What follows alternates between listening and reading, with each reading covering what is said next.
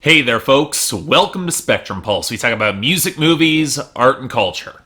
And today, we're going to be talking about the debut album from Daya called Sit Still, Look Pretty. If you obviously can't tell by now, I am not remotely looking forward to this album. I heard her debut singles coming on Billboard Breakdown, and let's be honest, one of them's probably going to end on one of my year-end lists as one of the worst hit songs thus far this year. But you know what? I'm getting ahead of myself, and really, I did not want to tackle this album alone. So, joining with me, over from the LP Club, we have Ethan. How you doing, man?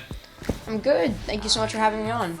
If you heard, my name's Ethan. I run a channel on YouTube called the LP Club where I review music. I do single reviews also every once in a while. Not much else. So, yeah, just pretty standard album reviewing channel. Okay. Well, nothing really standard. You got featured in, what was it? Was it Newsweek? Yeah, I did an article with them about one of my favorite albums ever, Pinkerton, but that's pretty cool, but I think that's just because it's like, hey, there's a 13-year-old who knows something about music. Well, hey, I wouldn't have had you on here if you didn't have the knowledge to back it up. So, let's dig into this record here. Okay, let's from the start of this. Did you have any expectation that Daya would bring any sort of quality here? Not really, because I heard her debut EP back last year in 2015, back when I first started my channel, and I did a review of it, even though that's long privated. But I still felt very, very unambivalent to it when I first heard it, but the more I heard Hideaway and Sit Still Look Pretty, the more the distaste for the song started growing for me. These songs just kind of have this underlying factor of cheapness to them, and that's just kind of how it feels to me, especially with the production. And it doesn't help that, for at least where I'm from, Daya is a hometown hero. Ooh. So I had to hear these songs constantly on the radio because they were like, hey, we're going to really boost her up.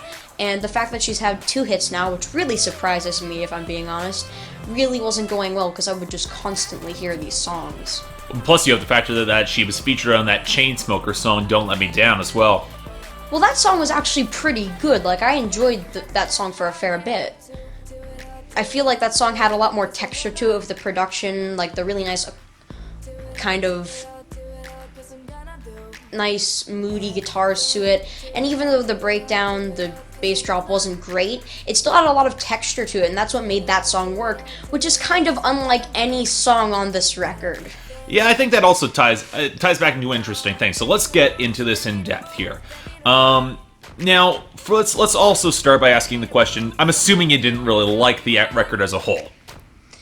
No, there were a few moments where I'm like, hey, this is okay, but for the most part, it just suffers from a lot of pop cliches, a lot of high school melodrama, for the lack of a better term, in some songs, especially because we knew that coming off of Hideaway, and just a lot of very cheap and not super good sounding production, which really holds the record down as a whole. Okay, well, let's get into the production first. So, you say a lot of the production is pretty cheap, hollow sounding. Now, I would totally agree with you. It's got this blocky, glassy quality to it. None of the snares or any of the trap hi-hats feel remotely real. And I have to admit, it's still a bit of a weird thing to hear trap hi-hats in a song that's not hip-hop. Especially especially an album like this trying for some sort of cool cred that it desperately is wanting but doesn't have. I feel like if we're boiling it down just to the percussion and the beats and the way they're programmed, there are so many awkward tonal choices. I think it was in the track Legendary where the snare drums literally just sounded like if you took a wood block and then wrapped a snare from the bottom of a snare drum around it to create that tone. It sounded so awkward and so inconsistent, even with the trap hi-hats that were going on in that song and the pretty bulky bass drum. It just didn't work. Oh, I would agree with you on that song. And that track particularly has one of the ugliest synth lines that ever runs through this. And that's the issue, presuming you could even hear the synth lines. That's where probably my first big issue with this album is. Like most of modern pop, it emphasizes percussion and beats over any sort of melody. But all the more to that point, whenever you do get melodies, it's in these flat, greasy, oily, almost glassy synthesizers that come in with a lot of texture but don't actually carry a lot of tone to them. And that, I think, makes a lot of these songs not particularly interesting. They kind of blur together. Yeah, I feel like this record slowly gets better, and I think in the final four songs they're all kind of decent. But the way this record starts off, it's such a sore, kind of awkward tone. And it starts off with the track Dare, which has this really awkward synth line that just starts it off. The first second you hear this song, the first opening track on this record, it is so, like you said, oily and greasy and awkward sounding. Just the way it's kind of fluctuating and making this awkward tonal choice. It's just so uncalled for and awkward. That's probably the easiest way to say it. It's harsh without needing to be. Like, this is an album that is putting itself full force out there, and it doesn't really flatter anything. And that's one of the things I have to look at the production on this, because there's no name producers on this album of any sort. And you can entirely tell that it's one of those projects that, yeah, it's coming from an indie label, but you can tell it coming from an indie label that they're not affording top-of-the-line live instrumentation. When the guitars come in, they're almost always flattened and somewhere midway through the back of the mix. The EQing on this was a mess. Oh, God. Ugh. I felt like you were saying, the guitars, they always felt so flat, but even though this album blends together so much, hearing a guitar was so out of place for this record. They're like, hey, I have to pay attention now.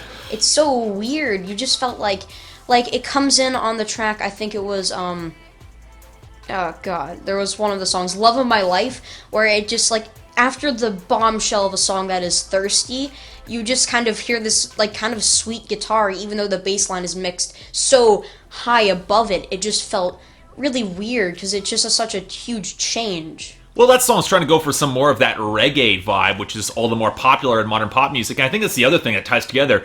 Nothing that we're hearing here is remotely new or interesting. It just takes that percussion over melody force to the absolute extreme, because so much of the beats are right at the front of the mix, and they've got no underlying depth.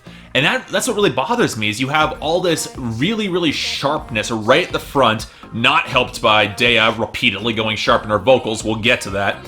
But it's one of those cases where they're not songs that allow themselves any depth. It doesn't allow any sort of instrumental dynamics to come forward. And I will agree with you, the last couple songs on the album are actually pretty decent. Like, when you get down to Back to Me with the piano ballad, it's a little bit more atmospheric. You get a real melody coming through. The piano line's actually a little bit more complex than I was expecting. Yeah, like the final four songs on this album, I'd say, actually, no, final five, which starts off of U12, which I thought this song had this nice atmosphere going for it, and I was like, this is a really big change of pace from Talk, which is a 90s anthem, even though it feels like she was born for maybe like 4 years of the 90s. And I'm like, why are you doing this? Why are you throwing back to that? And then it just comes into U12, and you're like, this is kind of a nice change of pace. And then we get to a track like Back to Me, which has this beautiful piano melody going throughout. And Daya, she actually sounds really good on this song, which is surprising, because throughout this record, like you said, she's going very sharp and flat, and all over this record, she just doesn't sound good. I think that would be an issue, and one of the big issues with not having name producers, or not having someone who can really flatter that harsher vocal tone. Because, let's be honest, this particular vocal tone and style is pretty common in modern pop. Like, I mean, I got a list of them here. Lorde, Halsey, Tove Lo, Haley Steinfeld, Alessia Cara, Zara Larsson, maybe Bea Miller in a pinch. There's a lot of pop artists who sound like her, and it's a little distracting how poorly Daya is mixed in with regards to the rest of them. It's kind of weird, because even though I don't like all of those artists like you just mentioned, I feel like she just goes so below all of them, even in the quality factor, that you just feel so out of place, even with that general quality going behind artists like Lorde and Tove Lo and Alessia Cara. It just feels so weird for a new pop artist that we love good pop music. People in this community, we love good pop music. And for something like this, which is just kind of a huge overlong, which is something I wanted to say, it's 14 songs long, just kind of pile of feces of a record that just kind of drops in the middle of October.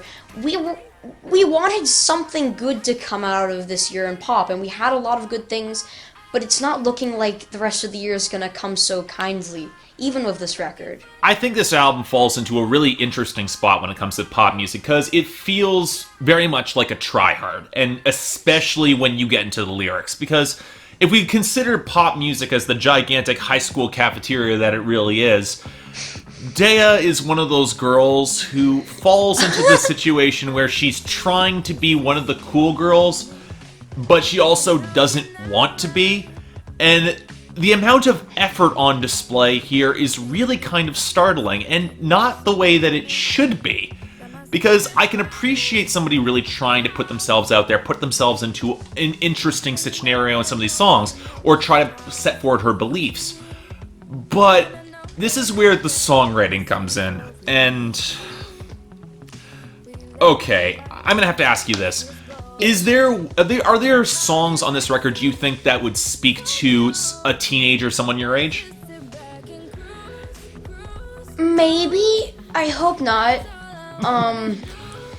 Like, We Are feels like very much like kind of a fight song type song, and it feels very much like one of those kind of power anthems, or at least that's what I got from it. Like, I feel like some people that I know would relate to this. Or even like, though it's a shameless ripoff of Kesha's We Are Who We Are. Yeah. And as someone who likes Kesha quite a bit, this whole community tends to have liked her a lot more since you've very gladly and happily put her out there, and we started liking her a lot more. Songs like these, who are done, like, these kind of songs are done very well and good writing, good music. Like, when these songs are matched with good writing and good music and good instrumentation and good production, these songs can be awesome. Like you said, Kesha, she completely crushes it throughout both of her albums that I've heard, and she does this fantastic vocal thing. She's so good when she's trying. Like, on songs like Die Young, she just sounds really good, you know? And Daya doesn't bring that much vocally to the table on this record at all. I feel she brings a lot of volume, but not a lot of presence, or a lot of soul. I sing in a choir, and I feel like I'm one of the tenors, and I feel like I can relate some of the guys in there to Daya, because they're bringing a lot of volume, they're really pushing it out, but they're not making good tone at all, and she's just kind of there really trying to hit some of these notes on these really powerful songs, or at least what she wants to be powerful, and she's just not doing it. I would agree with you there totally. In terms of a lot of the tonal mix, it's really sloppy in some cases. And if there was any record that was demanded for some of like the softening edges of a little bit of auto-tune or something like that, it would be here. But I'm a little bit surprised how little refinement there is, even coming into a lot of the instrumentation, even coming into a lot of the auto-tune. When the reverb is here, when the more smoothing effects are here, it often feels that they imply to make the mix a little bit muddier rather than actually contributing to any sort of softening of the edge. Yeah, I feel like what they're trying to do is they're trying to blur it a lot together, so that way if it doesn't sound that great, you won't notice it. It will take the harshness off of something things by just slathering it in reverb. And while there are some pop cliches that is just like when you slather it in reverb, I know you've talked about it on Billboard Breakdown before, it's just a whole kind of pop style of its own. We hear that quite a bit on this record, and that's definitely a problem. Well, it's kind of hilarious in a certain light, for as much as Daya is saying that she is an outsider, that she is not going to conform, in reality, the sound of this record, a lot of the lyrical cliches of this record, really do fall into something that's really quite established, and when they don't, they fall flat in their face. I feel like Daya, like you said, is such a try-hard on this record. If we're talking about the musical Cafeteria, she's people I know that sit with the cool kids, theoretically, but the cool kids don't want them there in the slightest. They're just allowing them to sit there so they can feel good about themselves. And they're too polite to say anything else. This analogy is really mean, so I'm not going to continue with it, but I feel like it just makes so much sense Daya, she's barely out of high school. In fact, I think she took a year off. I remember reading an interview before doing this review saying she took a year off and she's going to come back. And knowing I've been to the high school she went to, knowing what happened when she comes back, she's going to automatically be bumped up to the cool kids, like the coolest of the cool kids, because she's had 2 top 30 hits. Well, yeah, you can compare that to what happened with Rebecca Black back in like 2011 when she eventually went back to school, and that happened there. But I think one thing I want to highlight here is that you call in that she's developed, that she has all this clout and that sort of thing that might otherwise show up in that sort of Cafeteria, now coming back to it now. But one of the things I've noticed about this record is that for as much as she's trying to sell herself as being on that higher level and being above it all on songs like, say, Thirsty, where she says, where I want to keep this guy away, like, because he doesn't have the steez to be able to date her, and then complete with the cheerleader breakdown there. I'm sitting here and I'm like, I'm not remotely buying this. Like, I can't buy into your presence as someone who would remotely buy this, especially considering the other songs that surround it on this record. Yeah, there are a lot of very petty kind of, not even love songs, just relationship songs, like In Case You Missed It. I feel like it's kind of dumb within the first 2 lines she calls the guy that she clearly kind of likes uncool, and she's trying to get him to back off. That's not really how you do things. Well, it isn't, and I would agree with you, especially when it comes back to Hideaway, which I think is by far the worst thing here. She led with the worst song, and to some extent, I think all the problems of that song still remain. Not only do you get the slut-shaming right out of the gate, you get the assumptions that guys like girls who kiss and tell, which, I don't know about you, man, but that's just not my thing. I feel like that's just, like, a subject that's a little bit beyond my age, but you know, I can definitely see where you're coming from. But it's also tied into the thing, like, where she goes on that it's the questions where she wants the good guys, but she doesn't want them that much, except she wants them to be saved like Superman. I feel like there's the number of mixed messages that are going to be sent out throughout this album, how she wants the chase, but she doesn't. But or when it comes to Sit Still and Look Pretty, as you've mentioned before, where basically she's pretty, but she doesn't want to just be a trophy wife. She doesn't want to just be sitting on display, but she still wants you all to know that she is pretty and she's still deserving of affection.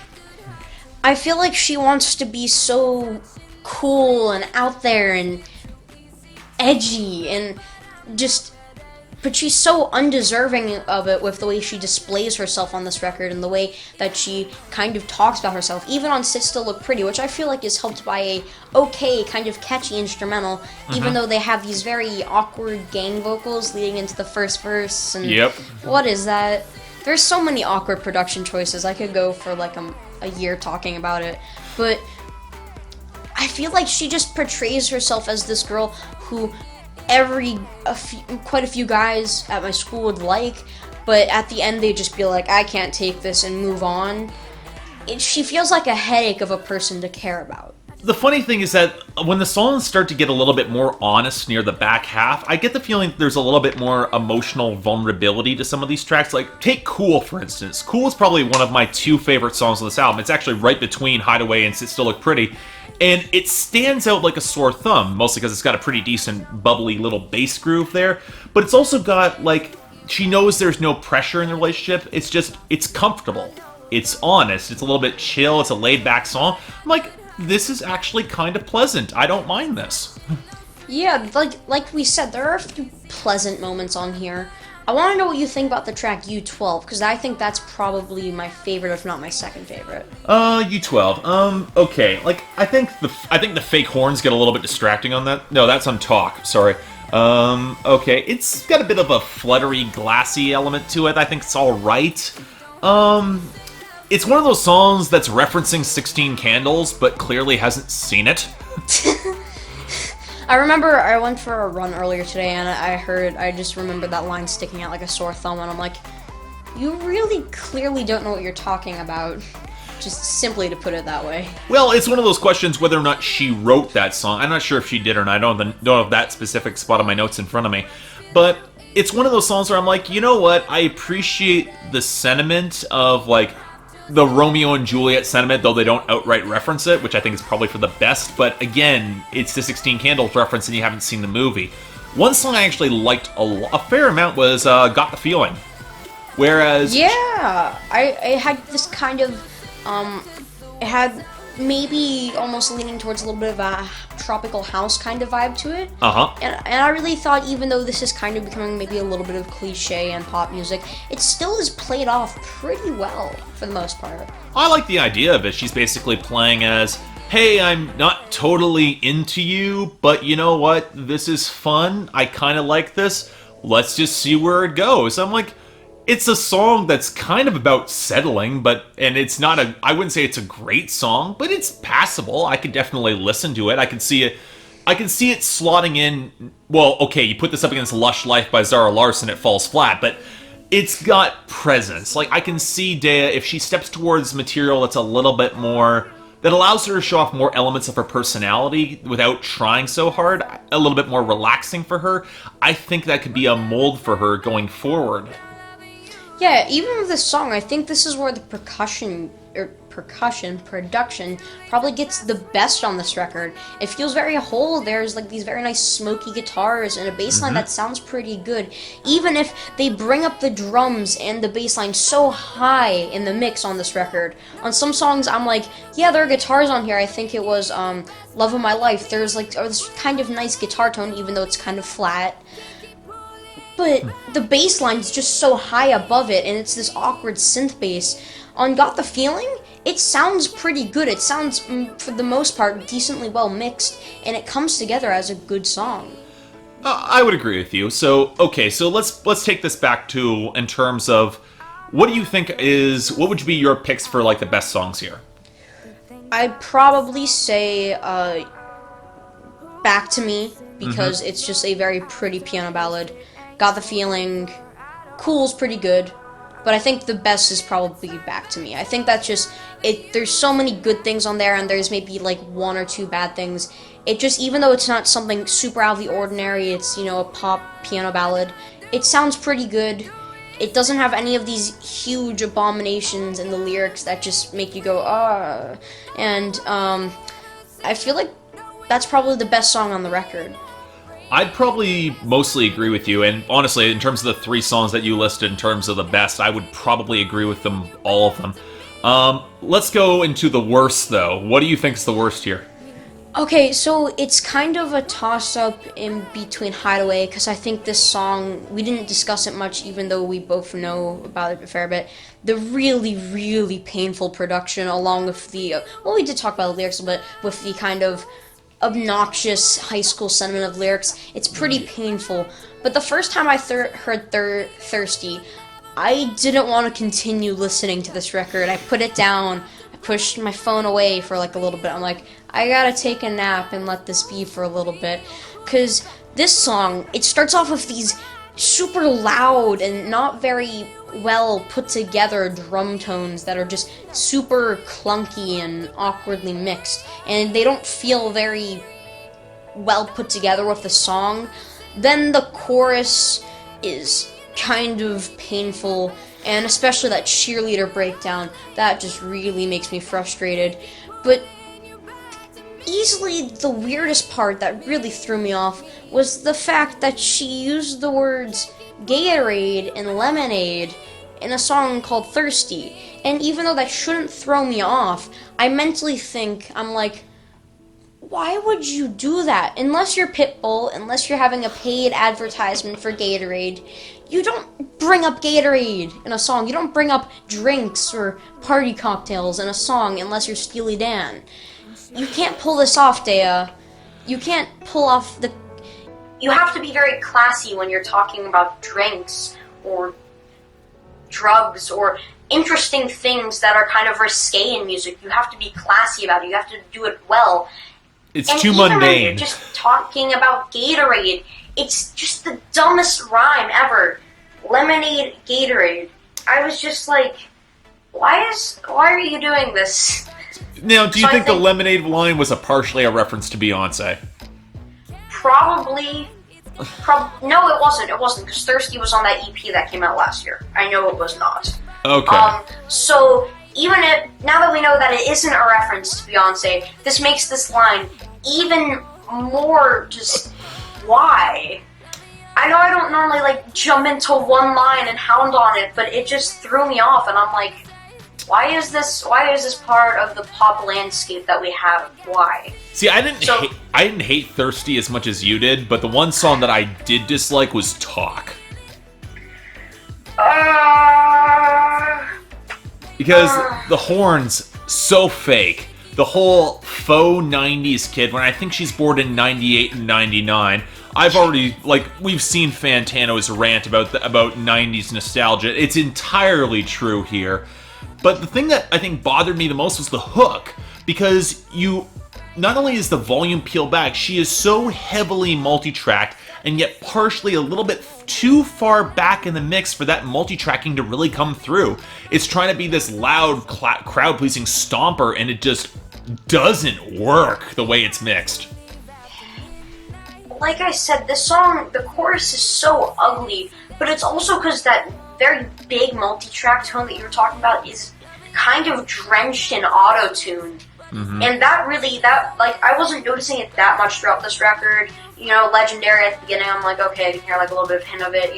Here and there, I heard like a little bit of hint. But once this chorus just struck me, I'm like, yeah, that's definitely the scent of auto-tune I'm smelling.